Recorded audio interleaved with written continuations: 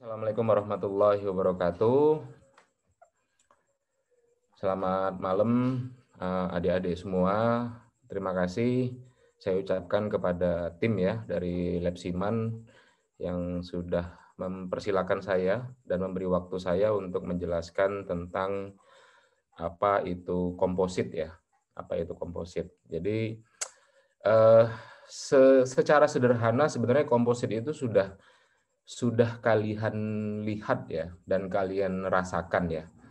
Kalau di dunia otomotif itu yang paling dekat komposit itu misalnya contoh bumper ya atau body kit ya. Body kit itu ada yang dari plastik, ada yang dari polikarbonat, kemudian juga ada yang berbahan komposit ya. Kompositnya dia biasanya menggunakan fiberglass atau serat gelas. Itu yang pertama.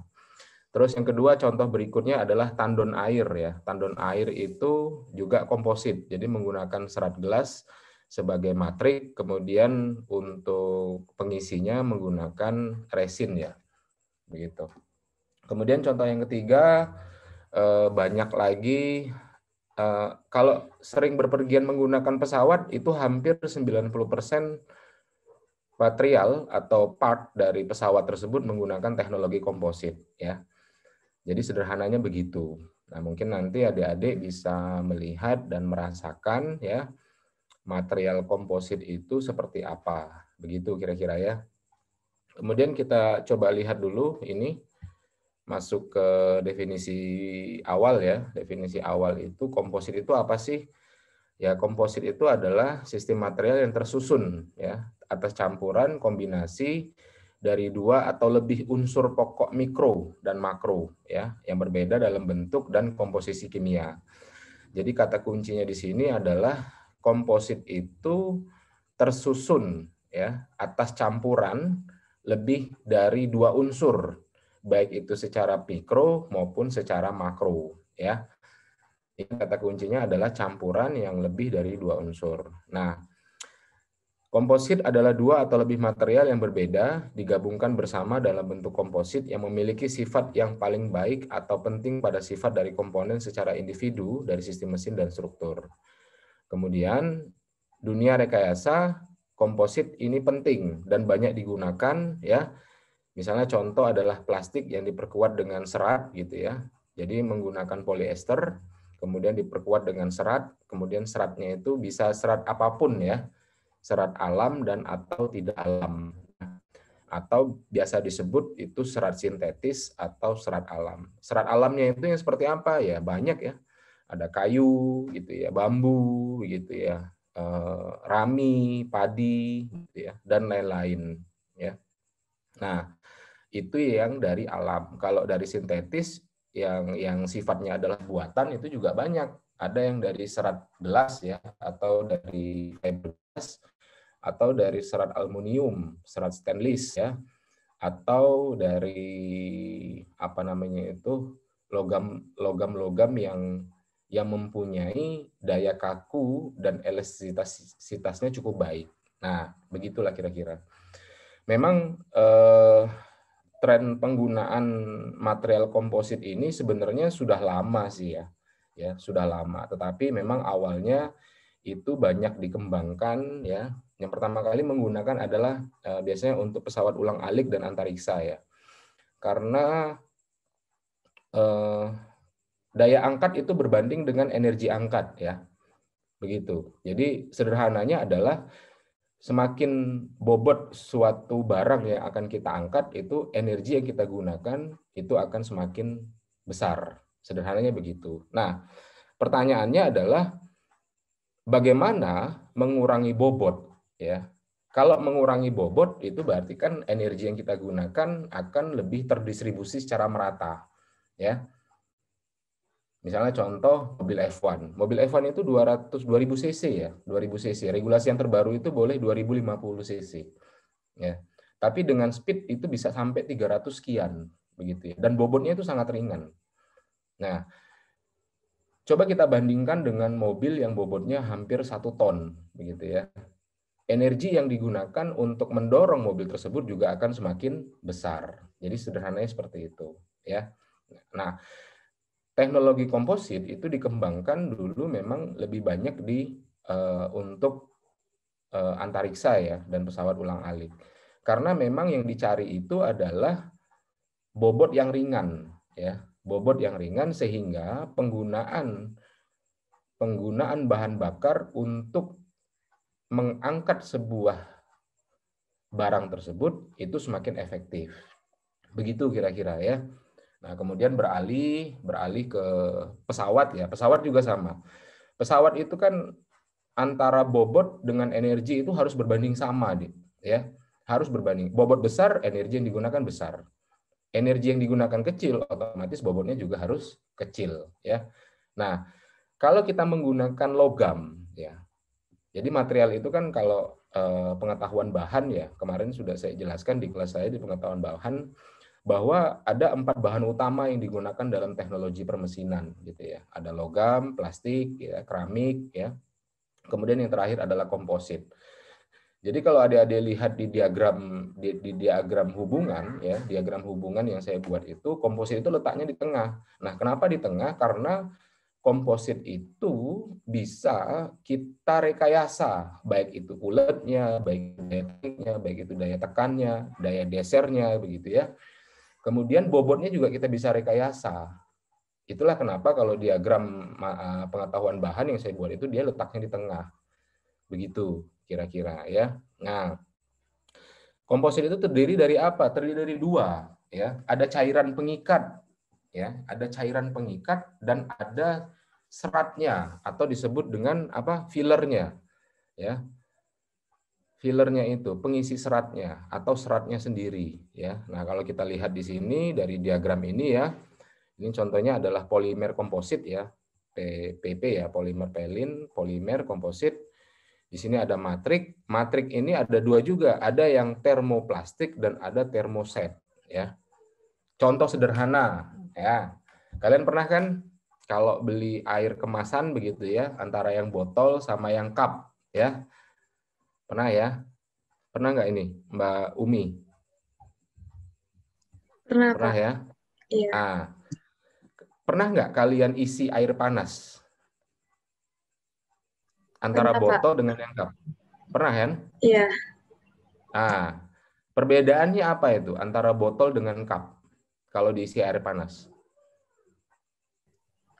Untuk botol itu mungkin karena bahannya plastiknya sedikit tipis gitu ya, Pak. Jadi Hmm. bahannya itu langsung apa ya bahasanya melenyot gitu, Pak. Melenyot, oke. Kalau yang cup tidak melenyot begitu ya? Iya. Oke, ya itu bukan karena bahannya tipis, karena jenis bahannya yang berbeda. Ya, kalau botol itu dia termoplastik, ya termoplastik itu ya dari biji plastik kemudian dipanaskan, kemudian menggunakan injection blow molding, ya akhirnya terbentuklah botol, ya itu bisa didaur ulang kalau termoplastik, ya. Keunggulannya adalah dia bisa didaur ulang. Karena dia bisa didaur ulang, pada saat dia kena air panas ya lebih dari 90 derajat, dia akan meleleh atau terdeformasi atau berubah bentuk. Itu kalau yang botol ya. Tapi kalau yang cup itu jenisnya adalah termoset ya. Termoset. Nah, termoset ya itu dia dengan vacuum forming pembuatannya. Jenis bahannya adalah termoset. Nah, termoset itu tidak bisa didaur ulang. Pada saat kita kasih panas berlebih, dia akan menjadi karbon. Ya, coba dibakar antara cup dengan botol. Kalau cup pada saat dibakar, dia akan langsung berubah menjadi hitam. Itu ciri-ciri termoset. Dan dia tidak bisa didaur ulang.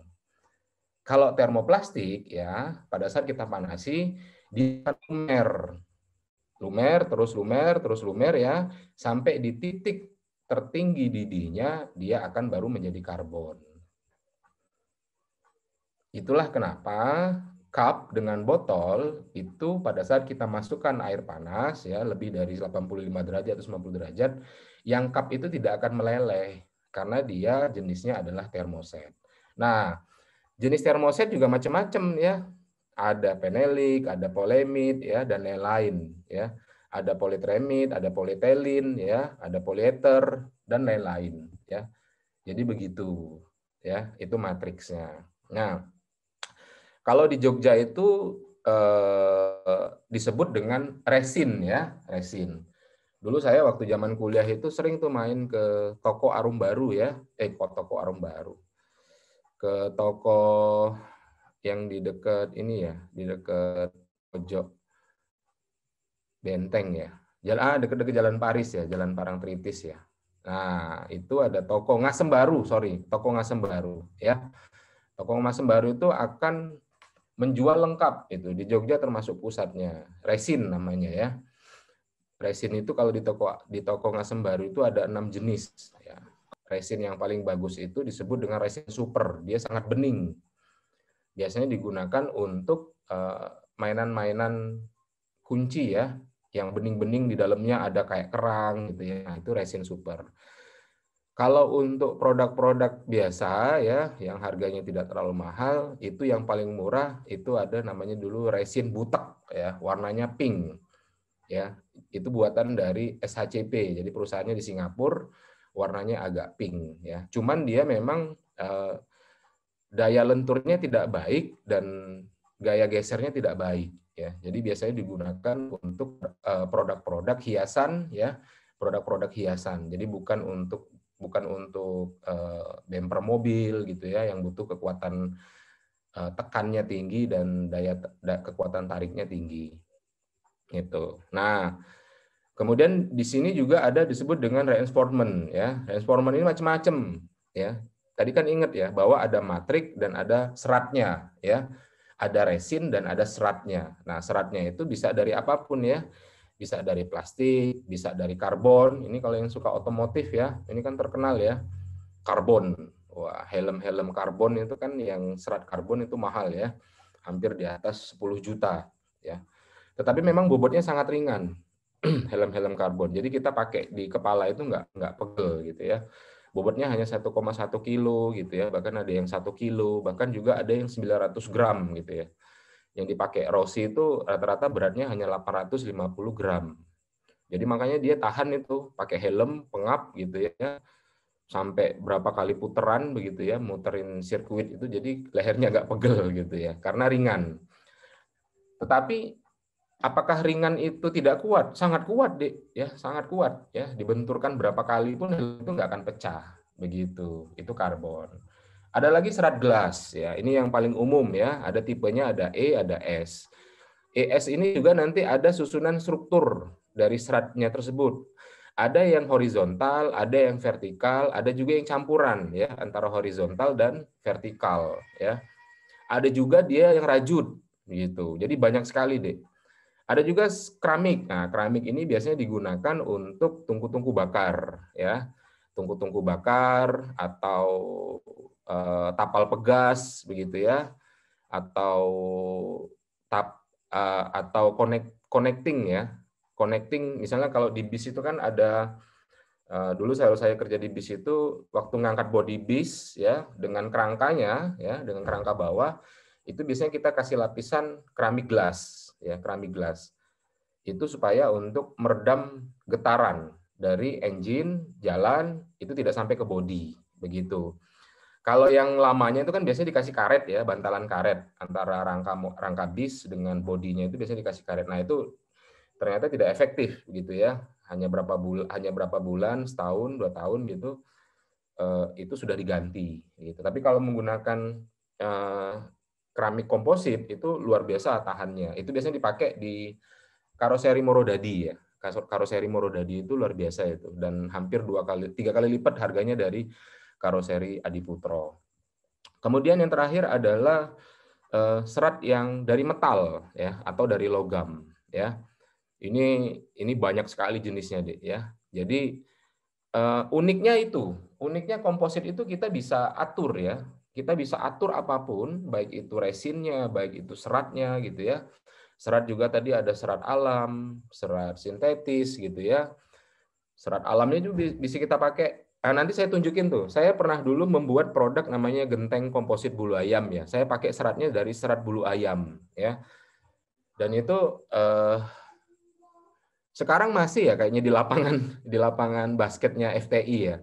Dan itu usianya udah berapa tahun ya? 2005 ini berarti udah hampir 16 tahun ya. 16 tahun kejemur, kena air gitu ya. Kayaknya masih bertahan itu kayaknya. Ya. Saya pakai untuk atapnya. Kalau dulu kan waktu saya kuliah kan masih di gedung lama ya. Di gedung lama itu kan kita biasanya lewat samping itu. Nah, di atas jalannya itu kan ada gentengnya itu. Nah, di situ tuh saya letakin tuh genteng bulayam saya gitu. Sekarang kayaknya masih karena atapnya masih ada. Kalau atapnya udah hilang mungkin dibongkar ya. Jadi hilang gentengnya, tapi kayaknya masih ada di sana gitu. Ya nanti kapan-kapan jalan ke situ ngecek ya. Umurnya sudah 15 tahun gitu. Masih kuat atau enggak. Oke ya, begitu ya kira-kira ya adik-adik ya.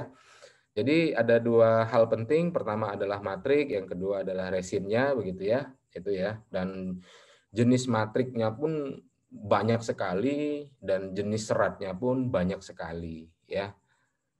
Mungkin kalau mau eksplorasi ya, S1 S2 saya memang ngurusin komposit ya. S1 desain produk komposit, S2-nya adalah rekayasa kualitas produk komposit ya. Jadi mau dilanjutin ke S3 pun nggak apa-apa sih. Karena memang sangat luas deh. Jadi nggak habis-habis nanti kalau kita ngomongin tentang komposit. Oke, nah ini ya. Ini saya bilang tadi. Dalam penyusunan serat dengan resin ya, ini macam-macam ya. Ada yang tipenya partikel. Jadi dia kayak butiran-butiran ya.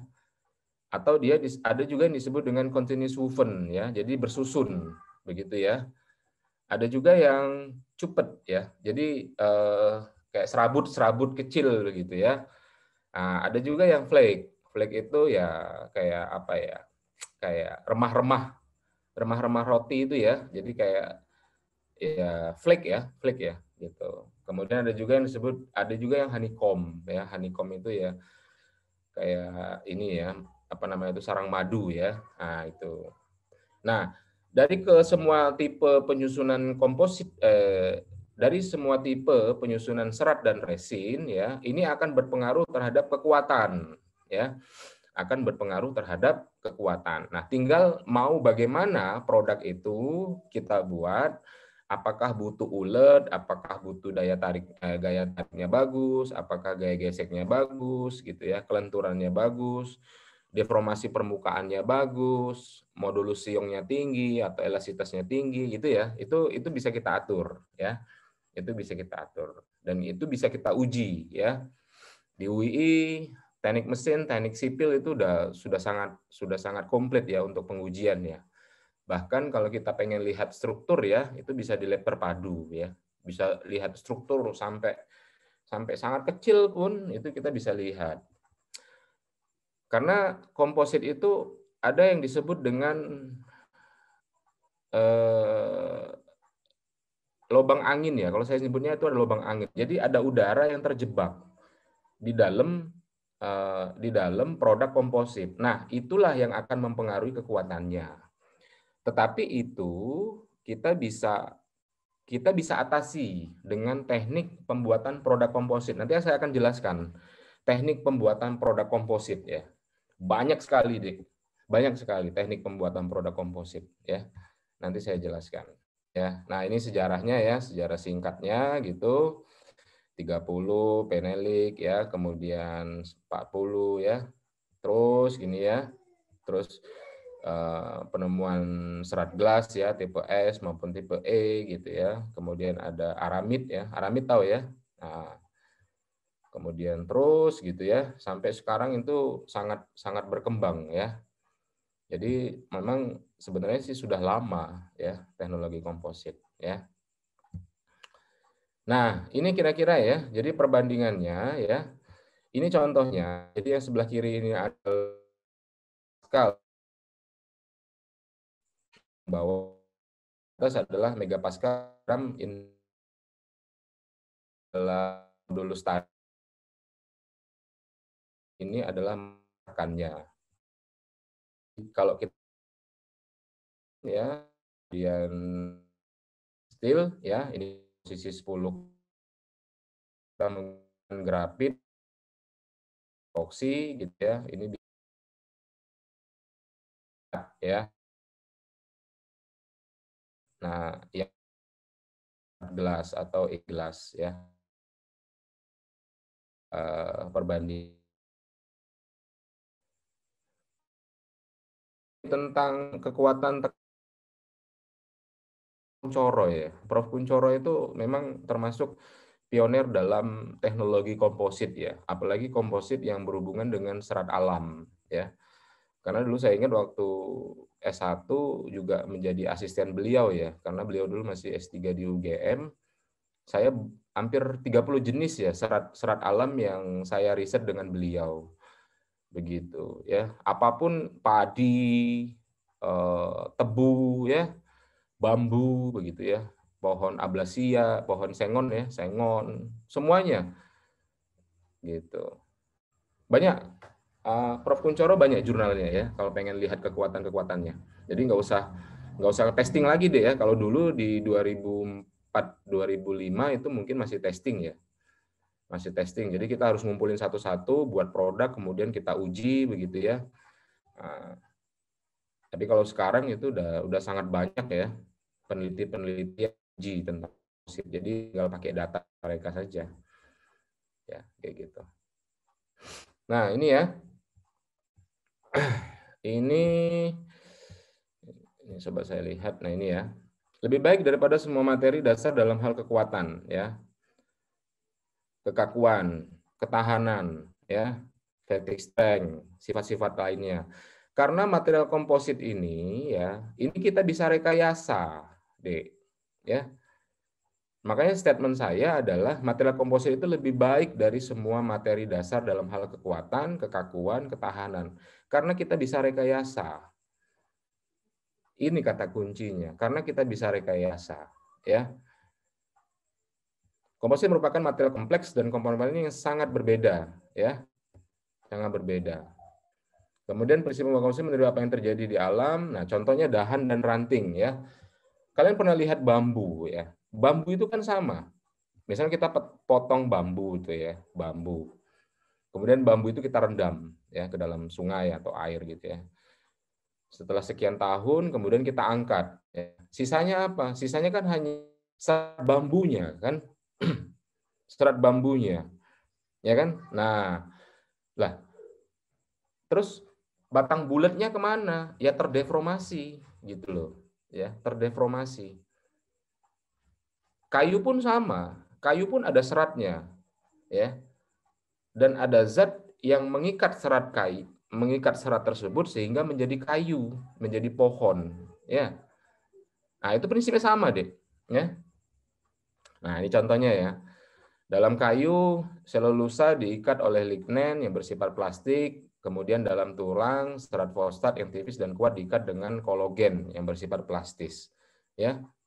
Nih, pohon itu terdiri dari selulosa, lignin, fosfat, ya, kolagen. Kolagen sifatnya plastis, fosfat sifatnya tipis dan kuat. Selulosa itu diikat dengan lignin yang bersifatnya plastis. Jadi ingat, ya, kata kunci komposit apa? Terdiri dari dua atau lebih perpaduan material. Nah, begitu ya. Sifat komposit sangat tergantung pada sifat fisik, mekanik dari komponen, kekuatan ikat antara komponennya. Untuk mendapatkan sifat komposit yang optimal, maka komponennya harus memiliki sifat yang sangat berbeda tapi saling melengkapi. Ya, jadi komposit itu nggak sama deh. Ya, serat dan resin itu berbeda, tapi dia bisa bersatu. Ya,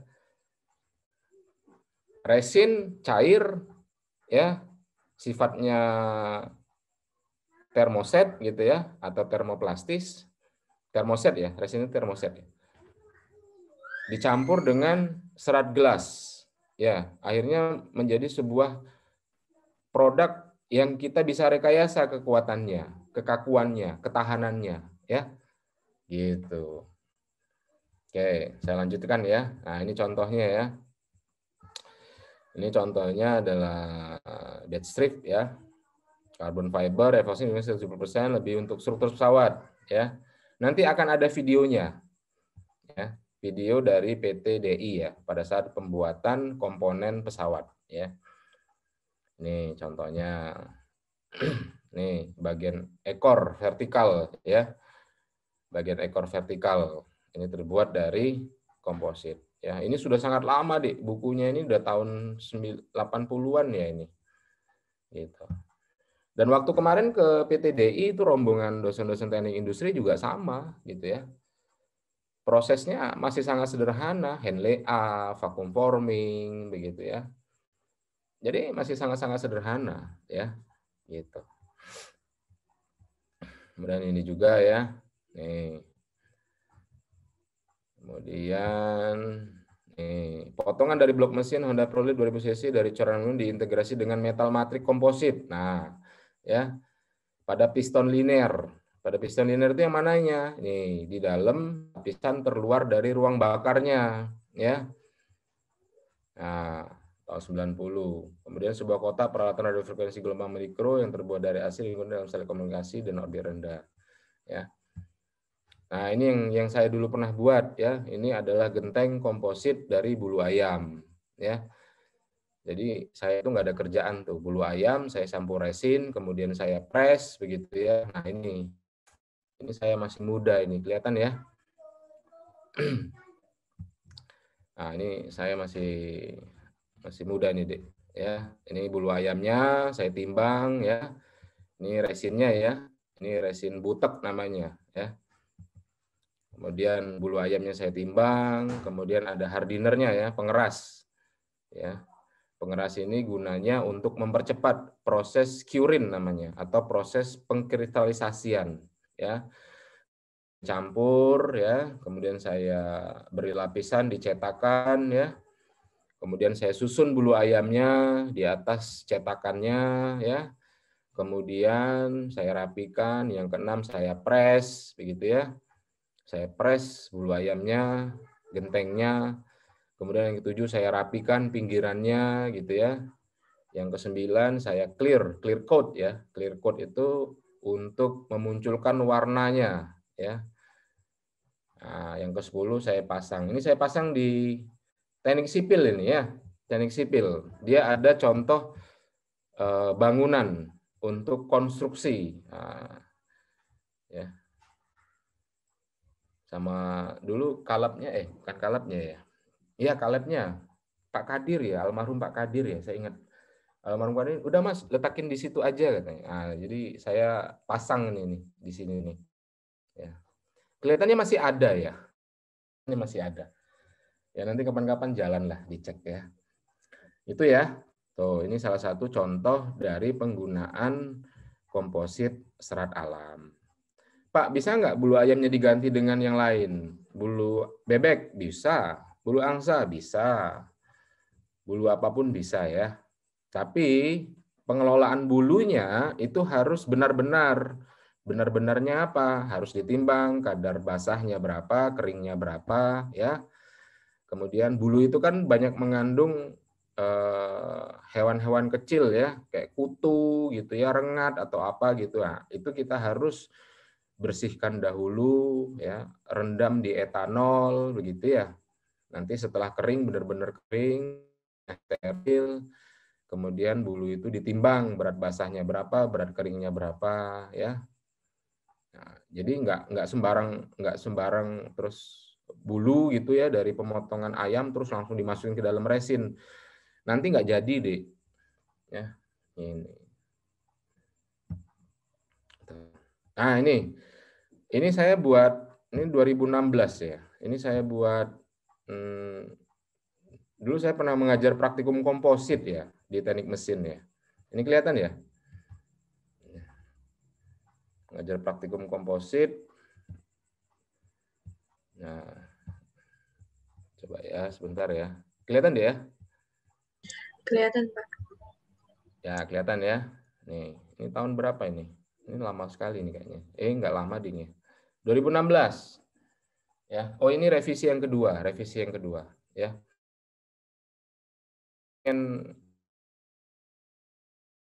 Ya,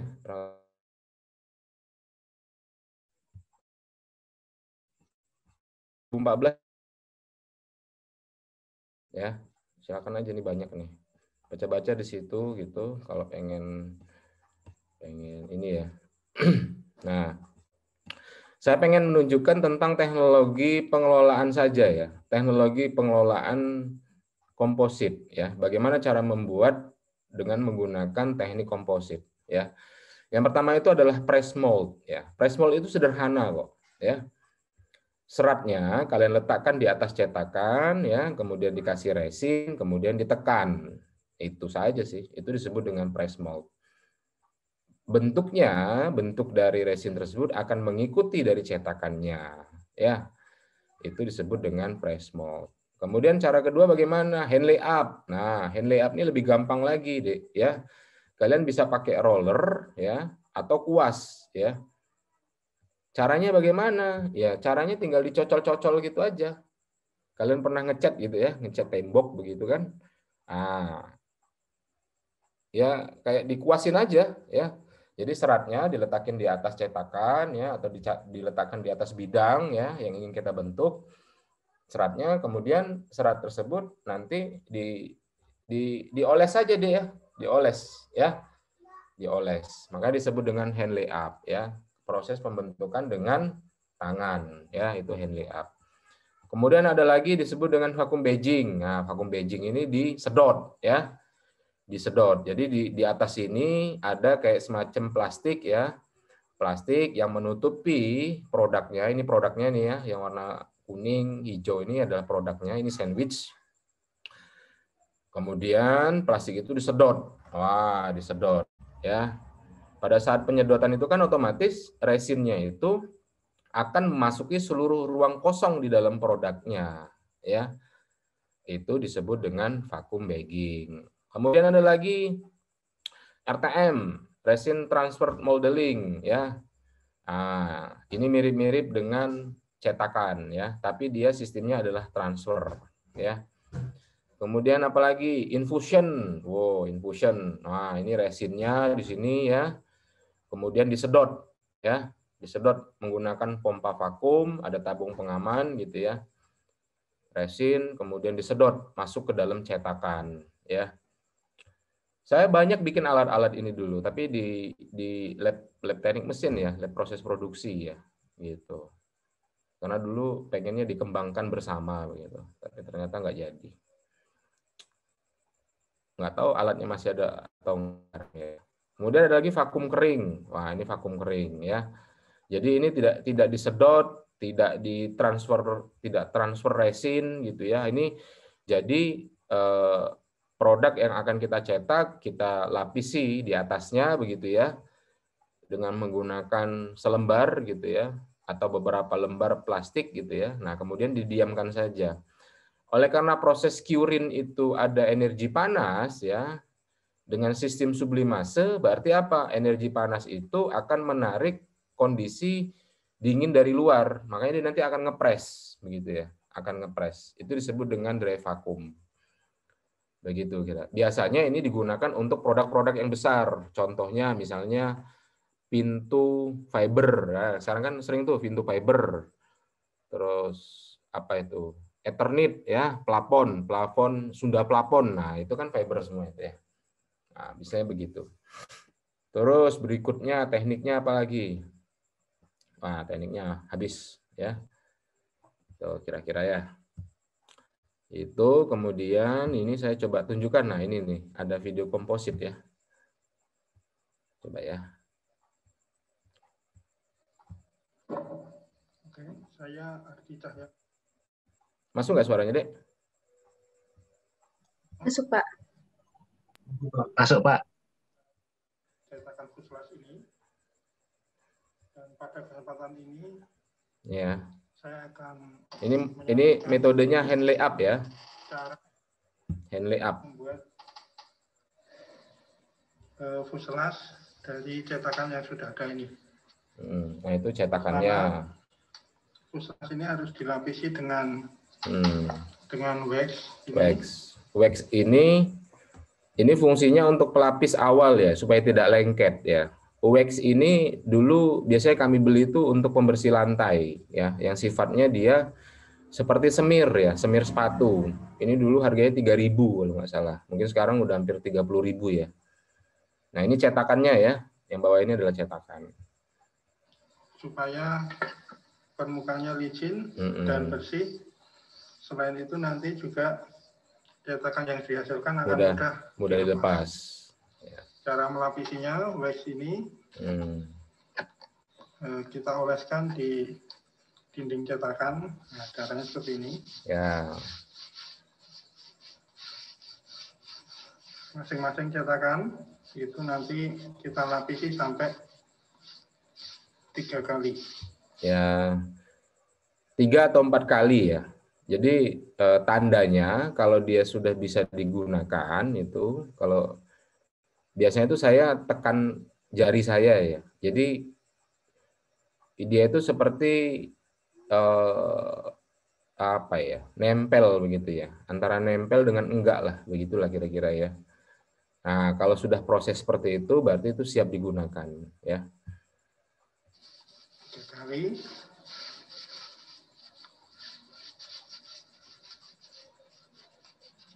Ya, saya percepat aja ya. Nih, terus.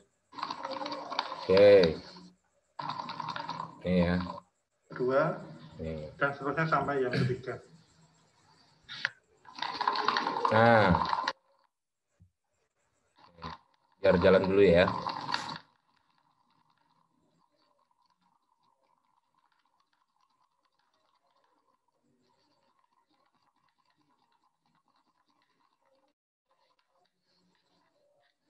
Kita akan menempelkan kain fiberglass ini. Nah, ini loh ya. Ini adalah fiberglassnya, kain.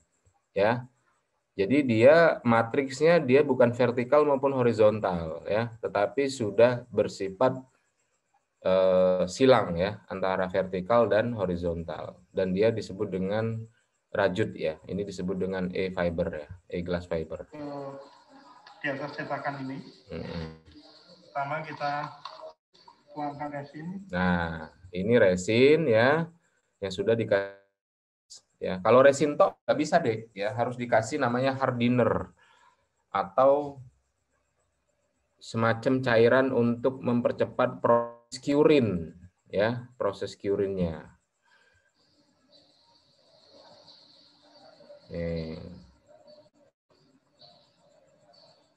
Yang dipakai adalah resin epoksi.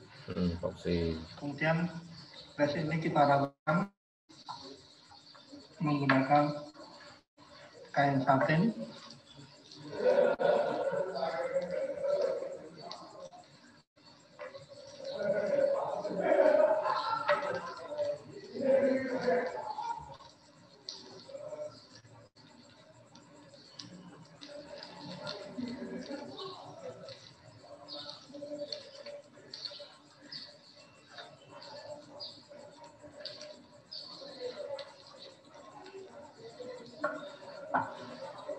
Kemudian di permukaan yang satunya juga kita beri resin. Oke. Saya percepat aja ya. Nah, kemudian serat gelasnya tadi diletakkan di atasnya. Ya. Serat gelas diletakkan di atasnya. Juga sama. Ya. Setelah itu kita ratakan. Ini disebut dengan proses hand lay up ya.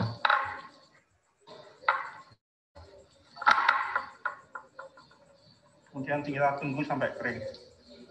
Ya.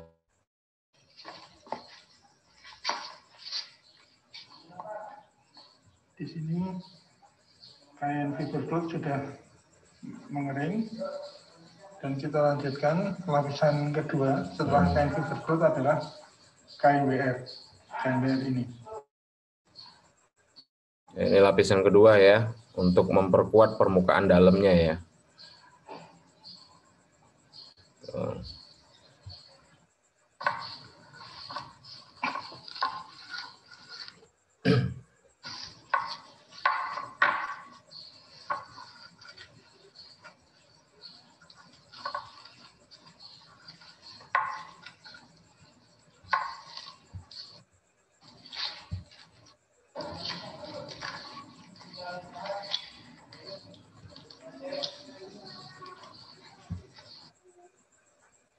Nih, terus 2-3 lapisan begitu ya, biar semakin kaku begitu. Gitu. Ini saya percepat saja ya.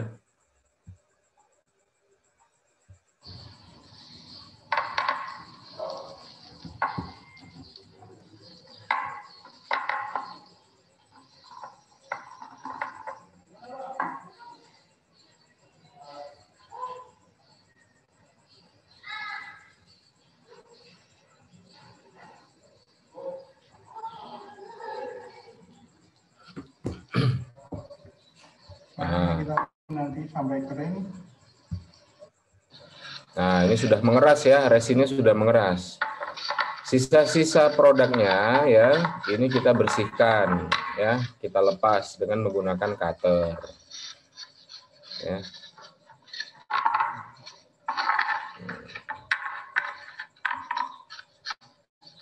Kita bersihkan.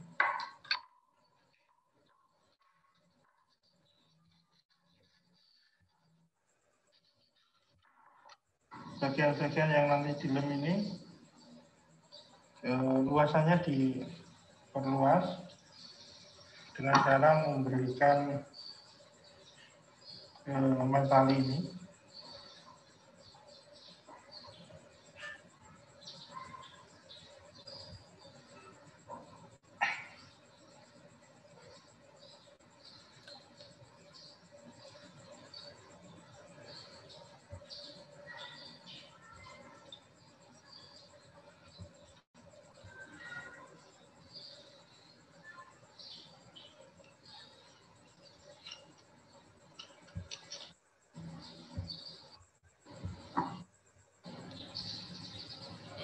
Ini tujuannya untuk menguatkan ya sisi-sisi sampingnya ya.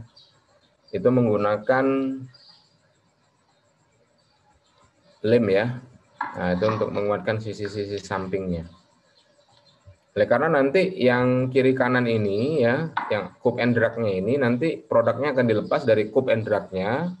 Kemudian produk itu akan disambung ya. Akan dijadikan satu ya. Gitu.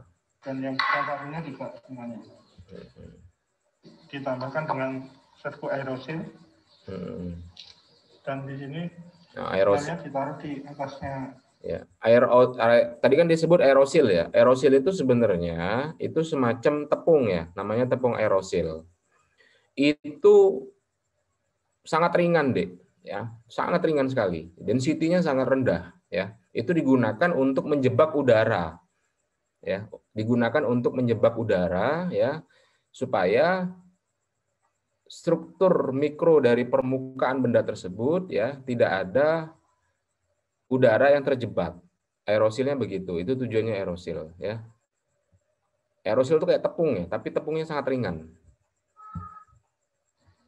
Tempat yang akan disatukan dilem. Nah, kemudian cup drag-nya kita sambungkan. Ya, gitu ya. Kita sambungkan ya. Kita satukan, kemudian kita kunci. pasang skrup. Mengunci. Dulu saya bikin banyak ini cetakan ya, ada cetakan dayung, lampu gitu ya, spakbor motor, bumper mobil gitu. Banyak dulu saya bikin cetakan.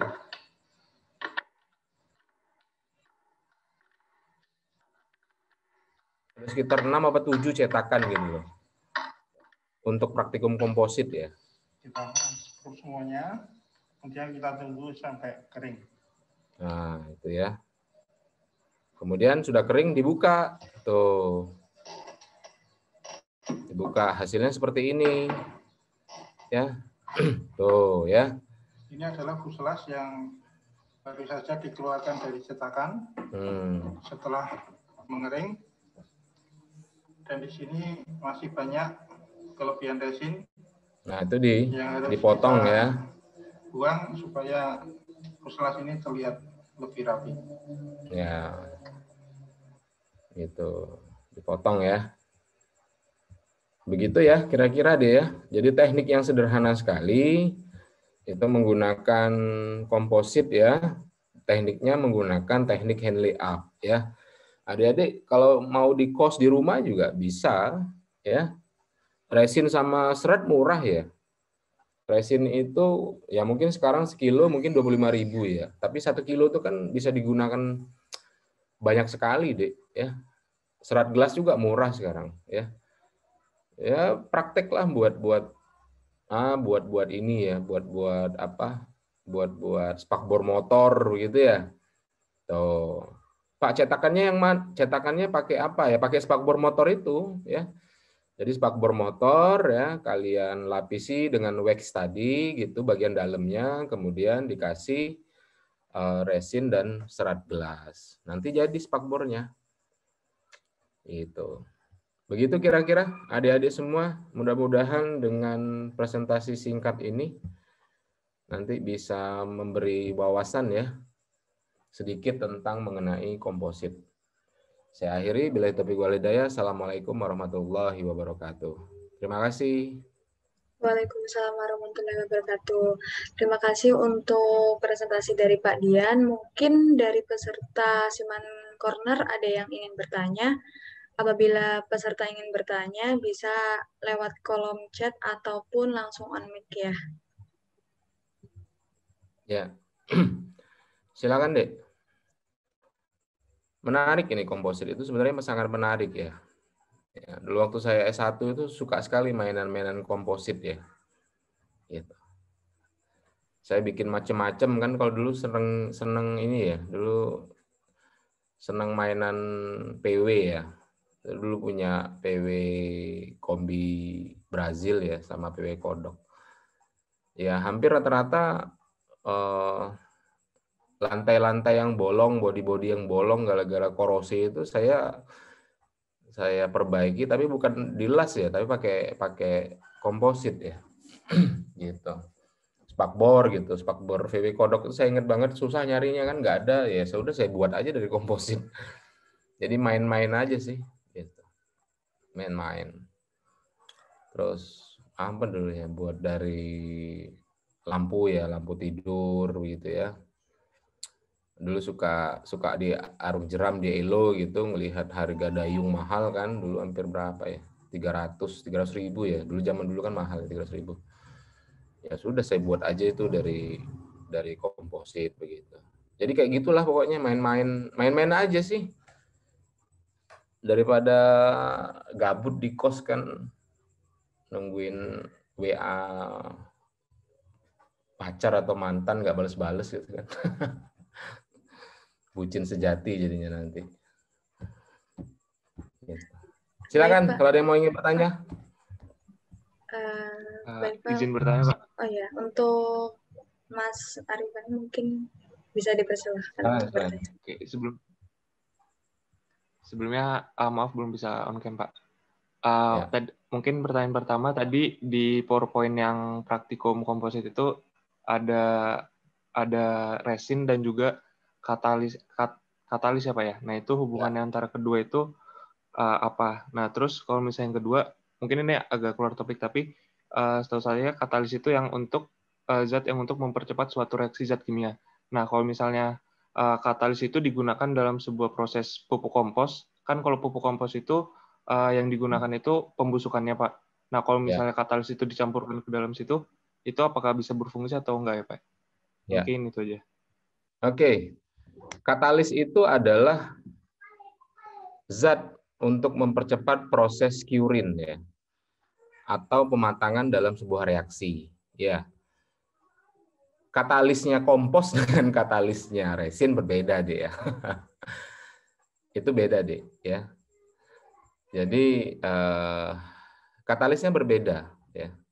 Untuk mempercepat proses pembusukan gitu. Saya juga dulu pernah di biogas ya. Saya ingat 3 tahun saya dapat risetnya Dikti gitu tentang biogas gitu. Ya itu memang ada katalisnya untuk mempercepat proses pembusukan ya. Begitu. Itu katalisnya berbeda dengan katalis yang ada pada komposit ya. Gitu. Biasanya kita gunakan 1/1 ya. Jadi 1 kilo per 1% ya. Jadi kalau kita pakai resinnya hanya 500 gram ya, atau 0,5 kilo gitu, 0,5 kilo 500 gram, berarti hardinernya, pengerasnya ya itu 0,5% ya. Jadi hanya berapa tetes begitu. Kalau kebanyakan alhasil nanti produknya akan retak ya, getas karena terlalu panas. Proses curingnya terlalu cepat. Kalau dia terlalu sedikit ya, itu sampai seumur hidup pun nggak akan beku-beku deh, nggak akan mengeras ya. Gitu. Jadi itu ya, Mas siapa tadi? Ari, Pak. Mas Ari ya. Jadi berbeda ya katalis untuk proses pembusukan dengan katalis yang untuk di resin ya. Begitu. Baik, Pak. Terima kasih, Pak. Ya. Terus tadi pertanyaan kedua apa ya, Mas Ari? Ini pertanyaan kedua yang pembusukan di kompos itu, Pak. Mungkin kalau misalnya dipakai katalisnya, itu apakah bisa berfungsi atau enggak, Pak? Oh iya, beda. Beda katalisnya beda.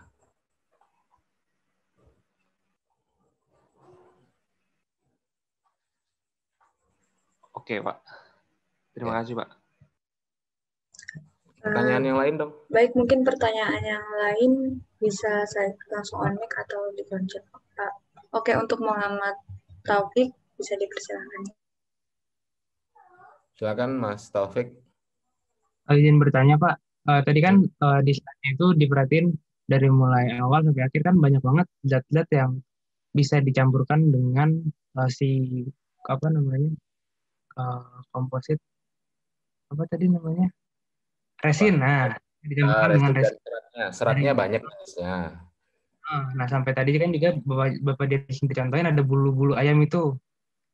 Nah, secara umum Pak, apa aja sih zat apa aja yang memang bisa dicampurkan dengan resin supaya bisa jadi suatu komposit yang kuat gitu Pak. Jadi kita ketika melihat suatu zat bisa dilihat dengan mata kosong atau perlu studi dilihat dengan apanya dulu supaya tahu kalau itu tuh bisa dicampurkan dengan si resinnya itu menjadi komposit. Iya. Seperti itu. Jadi, bulu itu kan termasuk resin serat alam ya. Jadi sebenarnya apa yang ada di alam ini ya itu bisa semua dicampur dengan resin. Dengan catatan ya. Kadar airnya maksimal 5% dengan catatan ya.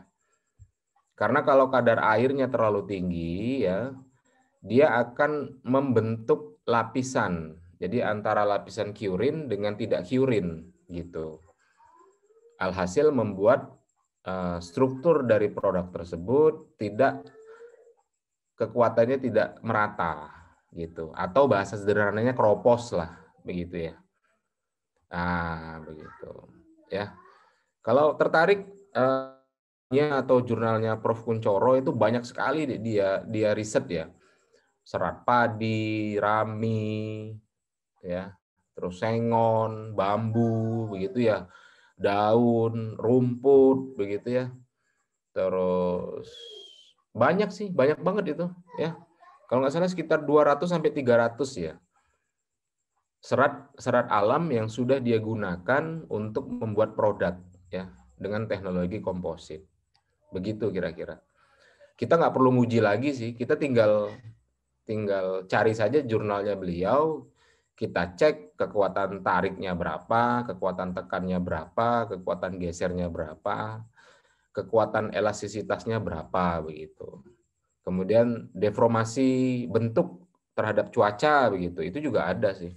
Gitu. Karena saya ingat banget saya pernah jadi asisten risetnya beliau ya, dan dia baru mau S3 seingat saya dulu. Dan itu saya dikasih disertasinya beliau kalau nggak salah dulu ya, e-file ya. Nah, mungkin nanti kalau kalian perlu nanti coba saya cari-cari itu di laptop lama ya. Karena sudah ada itu ya, kekuatan padi itu berapa, kekuatan pohon sengon itu berapa, kekuatan bambu pun banyak, ada bambu petung, bambu hijau itu yang kecil itu ya. atau bambu kuning begitu ya. Bambu pun banyak. Gitu. Jadi intinya kadar air, Mas Taufik, ya. Jadi serat alam itu kita harus proses lagi. Jadi tidak semerta-merta kita ambil gitu ya, ambil rumput terus kita masukin ke resin gitu. Ya nggak begitu. Ada prosesnya lagi ya. Ada proses pengeringan, ada proses misalnya ada hewan-hewan kecil begitu ya. Begitu kira-kira. Oke, terima kasih Pak Dian atas jawabannya. Ya. Silakan yang lain. Pak, saya izin bertanya. Ya, silakan Mas Rizky. Ya, perkenalkan sebelumnya nama saya Sabila Rizky. Mohon maaf karena tidak bisa menghidupkan kamera karena ada kendala jaringan. Oke, jadi pertanyaan saya terkait komposit ya Pak. Jadi apakah ada kriteria atau spesifikasi khusus dalam suatu serat itu dapat dikatakan sebagai serat yang dapat digunakan sebagai komposit? Lalu menanggapi pertanyaan yang pertama, yaitu apakah sarang laba-laba yang akhir-akhir ini terkenal sebagai salah satu bahan untuk membuat roti anti peluru itu karena seperti yang dicontohkan Pak Dian tadi, komposit itu seperti bahan-bahan yang liquid gitu ya, seperti serat kayu, serat tanah, sedangkan jaring laba-laba ini kan sedikit rentan gitu. Mungkin dari saya itu dulu saja, Pak. Iya. Serat sutra ya, serat sutra dari kepompong begitu ya, dengan serat laba-laba ya. Dulu sudah lama ya teknologi itu ya. Sutra itu dipakai dulu deh, ya. Sutra kepompong emas itu loh ya, yang untuk buat kain sutra ya. Nah, itu dulu dipakai untuk membuat tameng anti peluru ya. Teknologinya komposit. Ya, teknologinya komposit. Dia tekniknya adalah dia vacuum forming ya. Vacuum forming itu jadi serat sutranya itu ya diletakkan ya di media pencetaknya, kemudian diletakkan resin. Kalau nggak salah pakai epoksi gitu ya, pakai epoksi, kemudian di vakum ya, vakum forming ya. Nah, cuman itu ada beberapa lapisan begitu ya, ada beberapa lapisan. Jadi bukan hanya 1, 2 gitu ya. Jadi ada sekitar puluhan lapisan ya untuk menahan laju tekanan dari proyektil peluru ya. Peluru pun juga nanti ada kalibernya ya, diameternya ada yang 3,5 begitu ya. Kalibernya ya. Semakin besar kalibernya, otomatis daya dorong proyektil itu semakin besar. Berarti apa? Daya dorong itu berbanding sama ya, daya dorong sama dengan ketebalan begitu ya. Jadi daya dorong bersama dengan ketebalan dari tameng anti pelurunya. Itu dulu dari serat sutra. Kemudian laba-laba ya. Laba-laba saya belum pernah lihat teknologinya, tapi saya pikir itu mirip-mirip ya karena seratnya sama ya. Begitu. Yang satu keluar dari ulet begitu ya, kemudian dibentuk menjadi sebuah kayak semacam benang gitu ya. Itu yang satu keluar dari laba-laba begitu ya. Itu juga sama. Gitu. Itu bisa sih, Dek. Tapi teknologinya setahu saya itu teknologi vacuum forming ya. Karena begini sih ya. Produk itu kalau produk itu misalnya gini nih ya. Saya beli produk nih ya. Kalau saya uangnya banyak begitu ya, mau beli produk apapun saya bisa, Dek. Tetapi kan sebagai seorang desain engineering ya, kita harus juga memperhitungkan harga, begitu ya. Harga itu didapat dari apa? Dari bahan baku, ya, dari sumber daya, ya, dari teknologi, begitu. Kalau produk itu terlalu mahal, gitu, ya konsumen juga akan berpikir untuk membeli, begitu ya. Banyak proyek-proyek, nah, contoh aja Google Glass, begitu ya. Produknya mahal sekali kan, ya. Akhirnya bangkrut juga begitu ya. Kemudian contoh lagi Hyperloop. Hyperloop ini sudah jalan ya. 1.100 km ya, antara melintasi benua Amerika itu dengan waktu hanya 2-3 jam begitu, melebihi pesawat. Ya, pada saat mereka mau publish si Tesla, satu orangnya hampir 100 juta. Nggak efektif kan. Ya. Kita ngeluar juta, sampainya hanya 2 jam begitu ya. Sedangkan kita pakai pesawat mungkin 1-2 juta gitu, selisihnya paling cuma 5-6 jam begitu ya. Kalian sebagai konsumen kan milih, wah ngapain ngeluarin duit sebanyak itu gitu kan, selisihnya juga nggak jauh beda begitu kan. Ya. Nah, jadi begitu deh. Jadi membuat produk itu harus laku ya. Produk yang baik itu produk yang laku dijual gitu. Ya.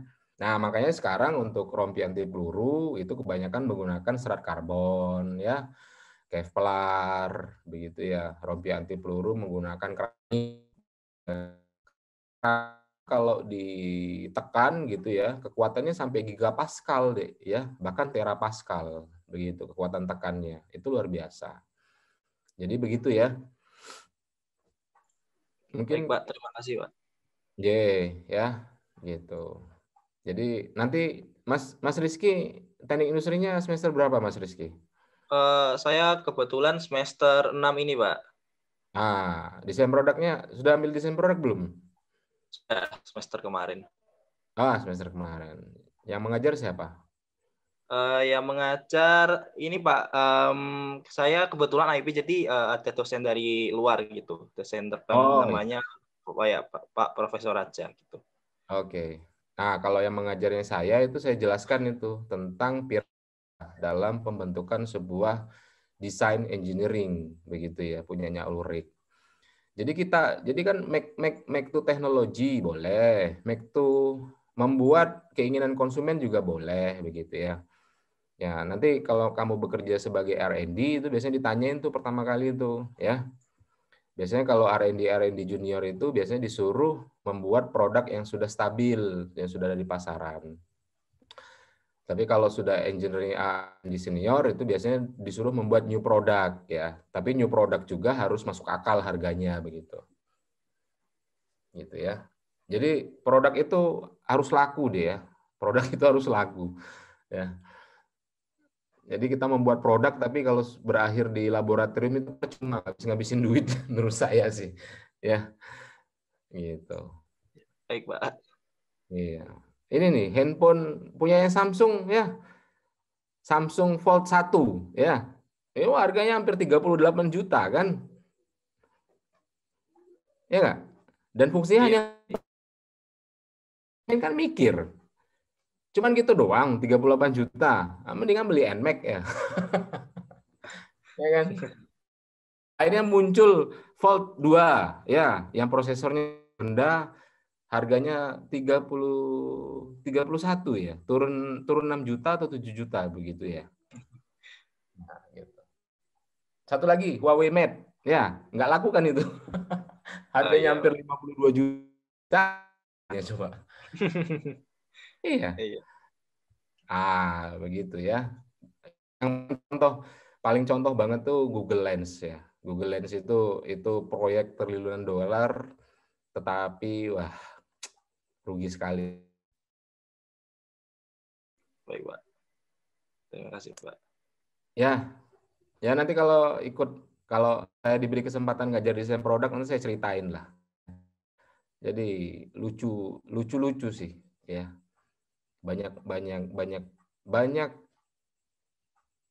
Banyak cerita yang bisa diceritakan lah mengenai produk ya. Begitu. Termasuk contoh-contoh ya berdasarkan dari jurnal-jurnal kolapsnya Nokia begitu ya. Kemudian gagal Google Lens begitu ya. Kemudian rintisan Tesla mengenai Hyperloop begitu ya. Kemudian banyak banget contohnya gitu, dan kita belajar dari mereka begitu. Sebagai seorang desain engineering harus belajar ya, begitu. Oke, silakan kalau ada yang ingin bertanya kembali.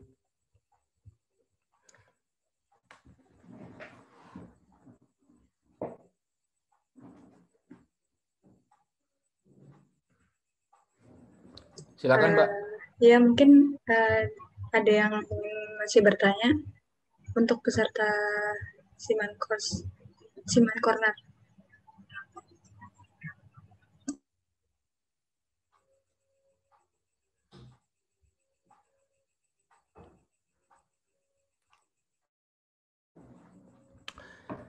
Saya tuh pengen ya ngajarin komposit tuh di lab Siman itu ya. Pak. Nggak, Pak Azam. Monggo, Pak. Gimana, Mbak Umi? Pak. Sebelumnya mau tanya, tadi kan Bapak menjelaskan yang mengenai bulu ayam itu ya Pak, yang Bapak buat itu. Nah itu kan tadi sebelum apa ya? Sebelum proses produksi itu, sebelum memproses itu ada kayak proses dari bulu ayamnya sendiri. Nah itu tuh gimana sih Pak? Kayak ada proses di luar itu nggak, kayak ada uji coba kenapa bisa tahan lama, terus kenapa itu bisa bertahan sampai 15 tahun. Mungkin ada uji coba dari suhu atau gimana gitu Pak. Mungkin pengen penjelasannya lebih ini. Terima kasih Pak. Pertanyaannya ada dua ya berarti ya. Proses pengelolaan bulu ayamnya, terus yang kedua, kenapa bulu ayamnya bisa sampai tahan 15 tahun begitu ya? Benar nggak pertanyaan? Iya. Oh ya, oke. Jadi kalau bulu ayam itu ya, dulu saya tuh ingat banget tuh. Pasar Terban 1, Pasar Ngasem. Itu area nongkrong saya deh kalau pagi hari dulu. Jadi para pemotong-pemotong itu ya, nah, bulu ayam itu kan kotor-kotor tuh, basah-basah gitu ya, itu saya tampungin deh pakai kresek ya.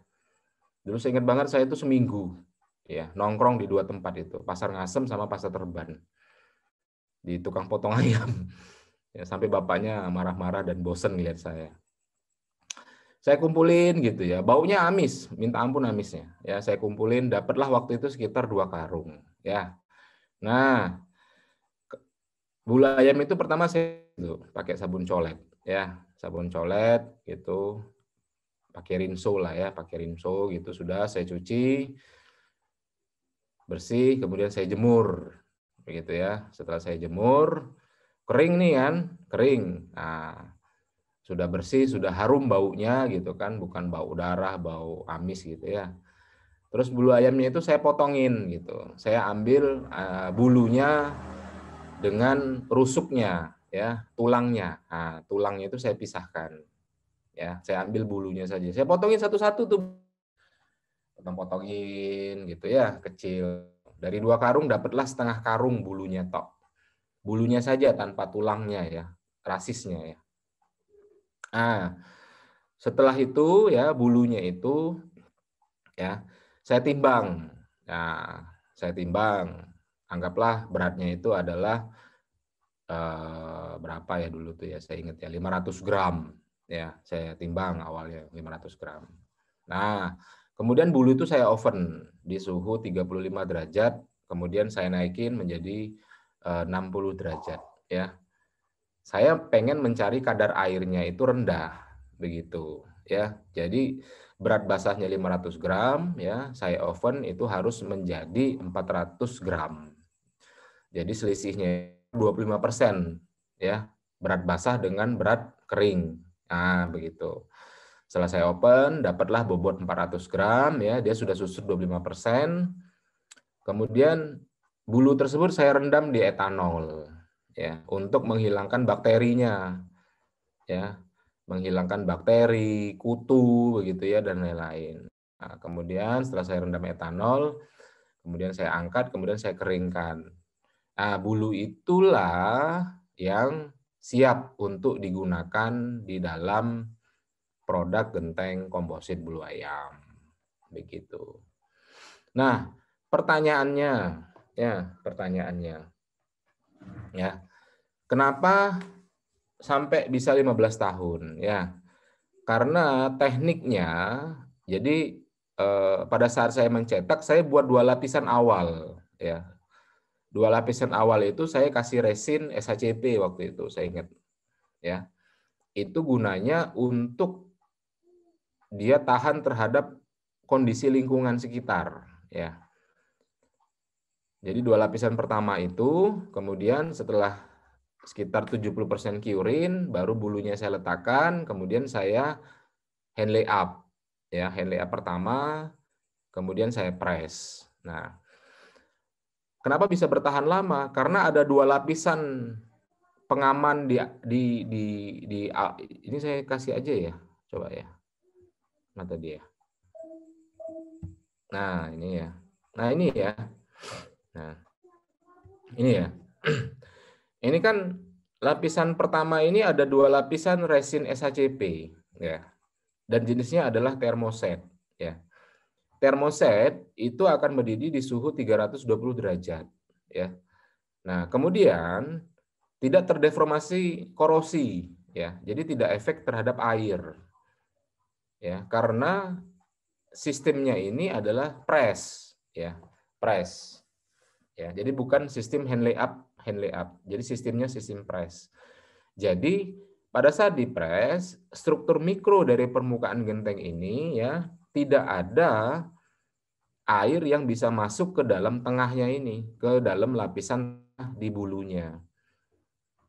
Sehingga apa? Sehingga air tidak bisa masuk dan tidak merusak komponen dari penguat dari serat yang di dalamnya ini. Begitu kira-kira. Mungkin itu ya. Jadi teknik pembuatan produknya ya. Teknik pembuatan produknya. Ini saya dulu dibimbing ya sama tukang komposit deh. Di rumahnya masuk gang di bawah jembatan Janti. Itu saya di sana belajarnya itu. Dia bapaknya itu tukang buat manekin ya. Manekin itu patung fiber yang di busana-busana itu loh. Jadi kalau kalian beli pakaian kan ada orang tuh kan yang patung-patung putih-putih itu. Nah, dia tukang bikin itu. Ya, kami banyak diskusi lah di situ dengan bapaknya itu. Dan alhamdulillah bagus ya. Gitu. Banyak itu, ada 20 lembar kayaknya genteng itu. Ya. Di lab proses produksi tapi termasuk cetakan segala macam karena dulu berpikirnya untuk mempersiapkan praktikum komposit ya. Begitu. Mungkin itu Mbak Umi bisa sedikit terjelaskan. Baik Pak, terima kasih.